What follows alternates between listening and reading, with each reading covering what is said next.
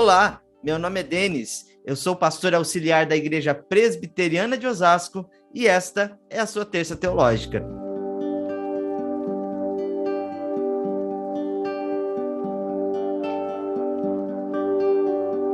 Em nossa Terça Teológica de hoje, vamos continuar a falar um pouco mais sobre os atributos de Deus, os atributos morais de Deus. Vamos falar hoje sobre a sua santidade, o que significa dizer que Deus é santo e como nós, pecadores, podemos nos relacionar com esse Deus que é santo. No entanto, antes de darmos prosseguimento aqui ao nosso estudo de hoje, eu quero convidar você, você que está aqui nos assistindo, a você ficar ligado sempre no nosso canal TV IPO, ativa aí as notificações clicando no sininho e não se esqueça de deixar o seu like nesse vídeo, porque ele é muito importante para nós. E também hoje nós temos outra novidade, uma grande novidade para todos vocês que gostam, são fãs de podcast. Esses conteúdos da Terça Teológica também estarão disponíveis nas plataformas de áudio, como Spotify, Deezer e outras plataformas que também você pode ter acesso. Então, se você gosta de ouvir podcasts enquanto vai para o trabalho e gosta de estudar sobre teologia, está aí também uma oportunidade para você colocar nos seus ouvidos e sair aí divulgando este conteúdo também. Bem, vamos então falar a respeito da santidade de Deus.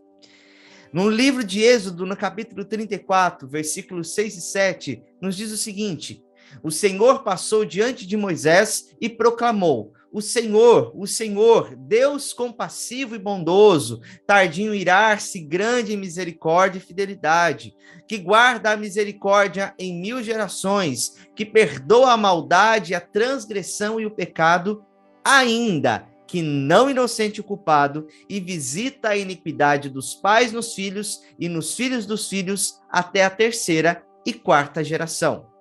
Como vimos nos nossos últimos episódios, esse texto descreve de forma geral os atributos morais de Deus, sendo que a primeira parte dele fala sobre a sua bondade, refletida na sua graça, refletida na sua misericórdia, graça, paciência e amor.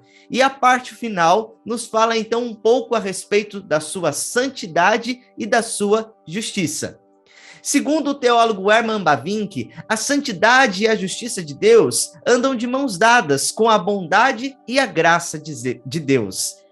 Dizer que Deus é santo significa que Deus não é apenas exaltado sobre toda a criatura, mas especialmente que ele é separado de tudo aquilo que é impuro e pecaminoso no mundo. Essa é a definição que o Herman Bavinck nos traz, especialmente na sua obra As Maravilhas de Deus, quando ele reflete um pouco, quando ele descreve um pouco a santidade do nosso Deus. Mas como nós podemos entender isso um pouco melhor, entender esse significado de santidade? Em primeiro lugar, eu quero destacar para vocês que as Escrituras nos mostram que o conceito de santidade no Antigo e no Novo Testamento expressam uma relação de Deus com o mundo. Ou seja, as Escrituras sempre vão tratar desses termos para falar do relacionamento de Deus com as coisas criadas, com os seres humanos, que sejam eles separados para uma obra, que sejam eles destacados para servir a Deus, ou então vão falar particularmente a respeito do caráter moral do ser de Deus que é santo. O significado da palavra santo na língua hebraica é separado, isolado. E assim, como diz o teólogo Joel Bick, nós podemos dizer que santo ou santificado designa aquilo que é colocado à parte, posto de lado, ou separado de tudo que é comum, ordinário, profano ou impuro na experiência humana. A Bíblia expressa essa relação de separação, de destacar alguém, de destacar algum objeto, como as Escrituras nos mostram. Por exemplo, os levitas eram separados para uma obra específica no tabernáculo. Deus também separou objetos para expressarem ali um pouco da sua santidade, da sua majestade, como a própria Arca da Aliança. Ou seja, a Bíblia expressa esse relacionamento de Deus com os objetos, com as pessoas especificamente, separando-os para um determinado fim e separando-os ali daquilo que é especialmente impuro, daquilo que é considerado imundo diante dos olhos e diante da lei de Deus. No entanto, quando nós falamos em santidade, cabe aqui dizer em segundo lugar, que santidade não é apenas uma pureza moral, como muitos apenas entendem, né? Mas é algo relativo especialmente ao ser de Deus, de fato. Quando nós vemos que a Bíblia descreve que Deus é santo, ela não apenas quer dizer que Deus se opõe ao impuro ou ao pecado, mas também que Deus se distingue daquilo que é comum, daquilo que das coisas criadas, como nós bem falamos a respeito da singularidade de Deus especificamente. Você pode acessar todos esses vídeos, esses conteúdos aqui no nosso canal no YouTube, acessando a nossa playlist, que você vai ouvir ou assistir a respeito desses conteúdos que tratam a respeito dos atributos de Deus. Segundo um escritor chamado Gerhard Voss, Deus é chamado santo porque existe em si mesmo e nada pode ser comparado a ele. É o atributo pelo qual ele busca e ama a si mesmo como um bem maior, e exige como bondade sensata da criatura que ela seja consagrada a ele. Gerhard Voss traz essa definição a respeito da santidade de Deus, dizendo que Deus é tudo o que existe acima de todas as criaturas e algo que deve ser buscado, adorado, e ele deseja que todas as suas criaturas sejam consagradas a ele, busquem a ele mesmo, a sua santidade, a sua graça, a sua glória especificamente.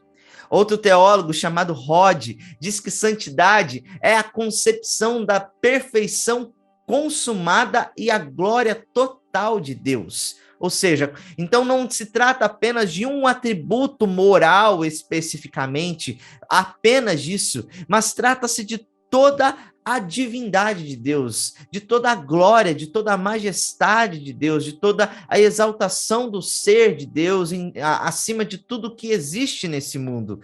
John Frame mesmo diz que santidade é sinônimo de divindade, né? A santidade de Deus é sinônimo da sua própria divindade. E é interessante que, avaliando todas essas definições a respeito da santidade de Deus, eles destacam Deus como acima de todos os outros seres, como Deus destaca-se especificamente o aspecto da sua singularidade, da sua eternidade, da sua onipotência, da sua soberania. Então, dizer que Deus é santo implica em todos esses atributos que são apenas comuns ao ser de Deus em toda a sua majestade, em toda a sua existência. Joel Bick, no seu livro Teologia Sistemática Reformada, ele vai nos dizer que a santidade de Deus significa que ele é separado por sua glória e para sua glória. Ou seja, entender um pouco de Deus, da santidade de Deus, é lembrar aquilo que a Bíblia nos fala a respeito da sua majestade, a respeito da sua própria glória, a quem Deus ama e busca como um bem maior, como também já disse aqui comentando Gerhard Voss. Deus revela a sua santidade como um incomparável Senhor e majestoso, todo-poderoso, glorioso e soberano. Deus não é apenas quantitativamente mais santo do que a gente, do que as criaturas a quem ele mesmo separa, mas ele é qualitativamente mais santo do que as criaturas. O que quer dizer isso? Não é apenas um acumulado de santidade, de atributos de santidade que Deus tem, que o faz diferente de nós, mas a qualidade do seu ser. É algo tão intrínseco à pessoa da divindade, do ser que é Deus, a santidade, que nós nunca vamos ser santos como Deus, especificamente falando.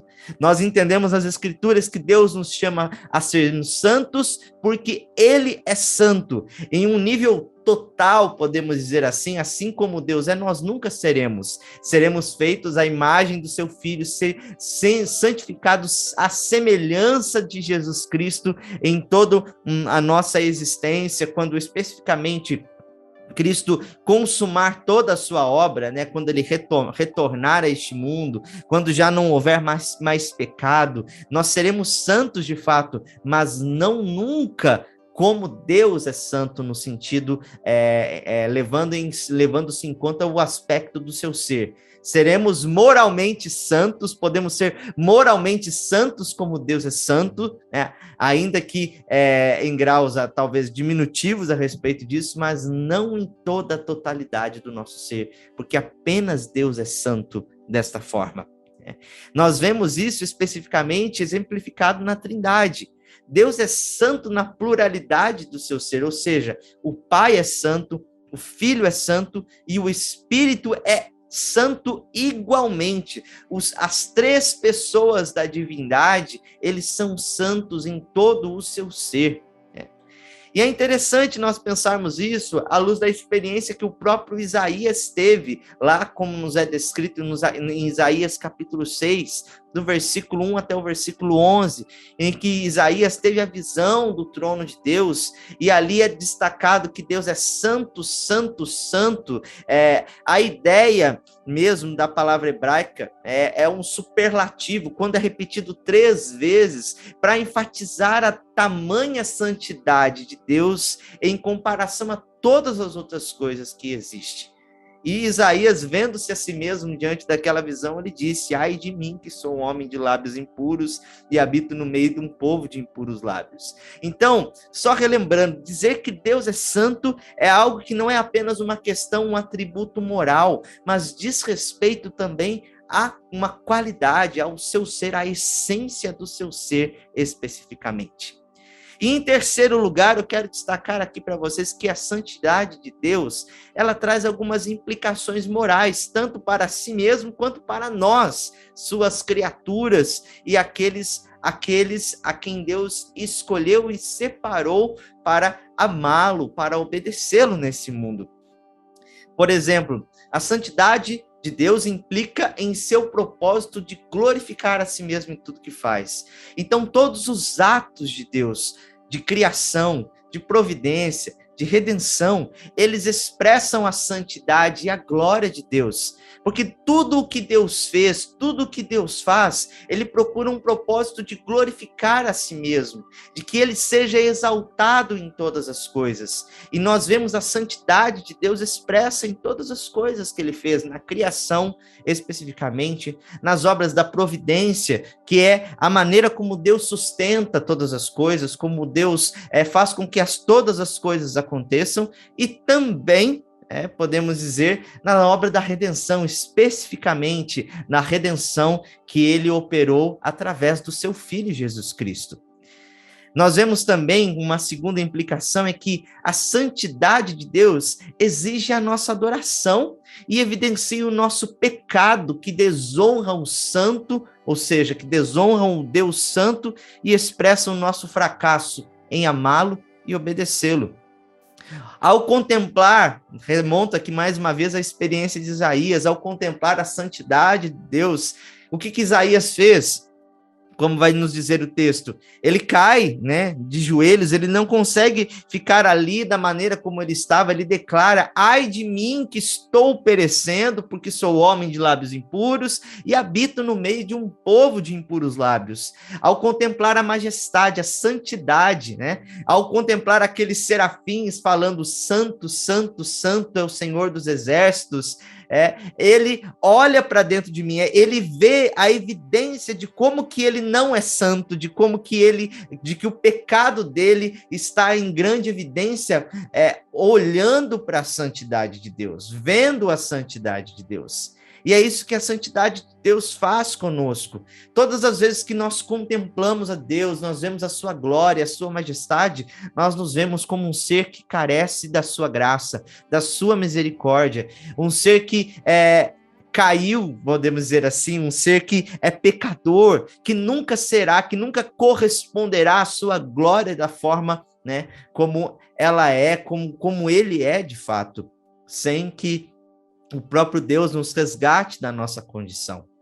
Nós podemos ver isso também em outras passagens. No Novo Testamento, quando o apóstolo Pedro, depois daquela pesca maravilhosa, como é descrita no capítulo 5 do Evangelho de Lucas, ele, depois de ter obedecido à voz de Jesus, né, a Jesus que ordenou que eles jogassem as redes em um outro lugar do lago, e ali eles pescaram grande quantidade de peixe, e aquilo ali, né, impactou a vida de Pedro, e a sua experiência foi se prostrar e pedir: Senhor, afaste-se de mim, porque eu não sou digno de estar aqui.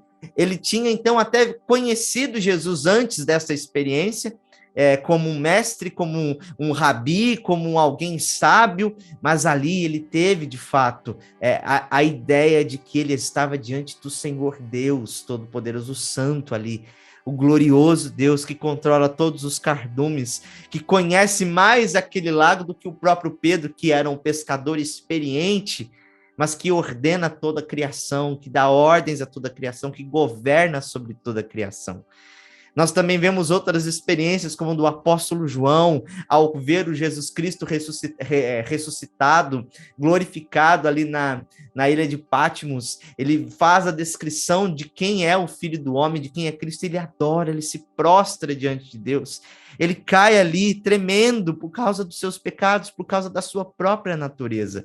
Então, nós vemos que a santidade de Deus, o fato de Deus ser santo, vai exigir de nós a nossa adoração, a nossa prostração diante dele, o nosso reconhecimento de que somos pecadores, de que nada temos e nada podemos fazer diante desse Deus que é infinitamente glorioso. Em terceiro lugar, também, uma terceira implicação, eu destaco aqui que a santidade de Deus, a santidade moral de Deus, ela resplandece na sua lei, que é o padrão de Deus para o nosso caráter e a motivação para a nossa prática religiosa e implica na nossa obediência a ela. Ou seja, Deus, ele revela todo o seu caráter santo, as suas qualidades santas, aquilo que ele pede do seu povo para que ele seja santo na sua lei. A lei de Deus, de fato, ela é santa, por quê? Porque ela revela o caráter moral de Deus, que é santo em todo o seu ser. E nós, como povo de Deus, separados por ele, para viver para a sua glória, nós devemos, então, nos motivar pela sua lei, a praticar, a viver de acordo com ela, porque o próprio Deus é santo e revela a sua santidade nela. E, por fim, em quarto lugar, na verdade, nós vemos que Deus, ele expressa toda a sua santidade, revela toda a sua santidade também na pessoa de Cristo, que obedeceu, enquanto homem, obedeceu a sua lei, toda a sua lei moral, né? E por isso ele é o homem, nosso substituto diante de Jesus, né, que pagou o preço por nós, o nosso substituto diante de Deus, para levar sobre si toda a maldição que está na lei por causa da nossa falta de conformidade com ela, aquilo que nós não conseguíamos fazer ao guardar a lei de fato perfeitamente, Cristo fez em toda a sua obediência, que foi uma obediência ativa em todo o tempo, e também sua obra na cruz. Em toda a obra da cruz do Calvário, Cristo expressou a santidade de Deus em tudo aquilo que ele faz. Por isso, né, nós chegamos a uma implicação, que Deus exige que seu povo escolhe, como diz nas palavras aqui do Herman Bavinck, escolhido por sua livre graça para ser seu, seja santo.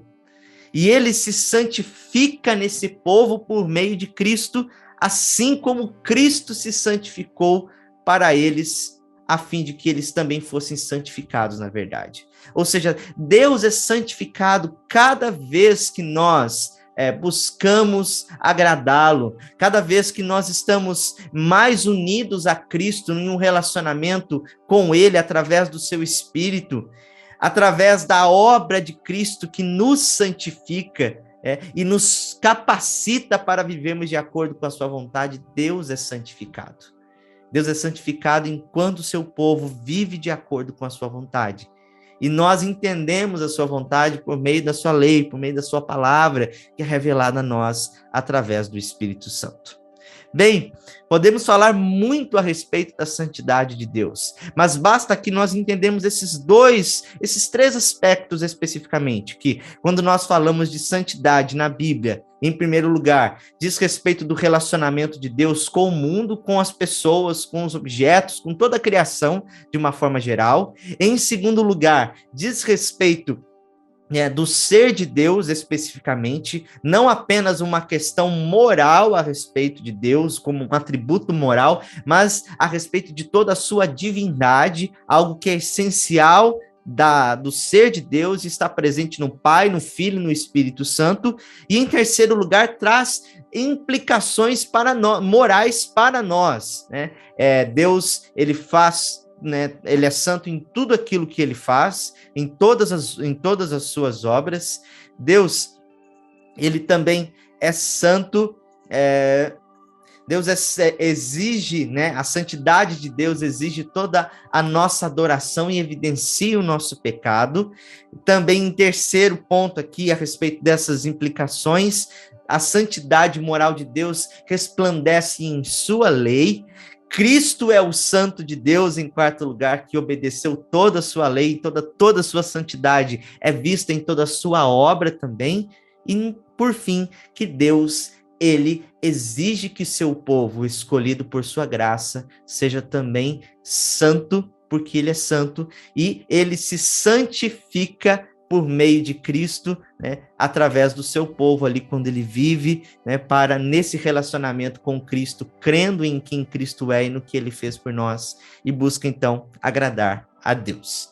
Bem, espero que esse vídeo tenha sido de grande edificação para você, de bastante conhecimento, e eu encorajo você que está nos assistindo, que está nos ouvindo, a procurar um pouco mais, estudar um pouco mais a respeito desses assuntos que são tão abrangentes, que são tão complexos, há tanto material bom. Então, procure livros bons, procure ver vídeos também que ensinem a esse respeito, e você terá um grande conhecimento, não apenas intelectual, mas experimental também, né, de tudo aquilo que nós temos falado em teologia. No nosso próximo vídeo, nós continuaremos a falar um pouco mais a respeito dos atributos morais de Deus. Falaremos então da justiça de Deus, porque santidade de Deus e justiça de Deus, elas andam de mãos juntas, de mãos dadas, como nós bem falamos aqui. Então fica ligado no nosso canal, não se esqueça de deixar o seu like no vídeo, ativar as notificações para não perder nenhuma novidade que nós podemos ter aqui no nosso canal, e também curtir o conteúdo nas nossas plataformas de áudio, como Spotify e Deezer, especificamente falando. Você pode compartilhar também esses áudios com as pessoas com quem você gosta, esse vídeo também com as pessoas com quem você quer, né, que conheça sobre esse conteúdo. Afinal, marca uma pessoa, né, envia isso no WhatsApp de uma pessoa para que ela possa também ter acesso a esse conteúdo. Bem, eu vou ficando por aqui e nós nos vemos na nossa próxima Terça Teológica. Tchau, tchau!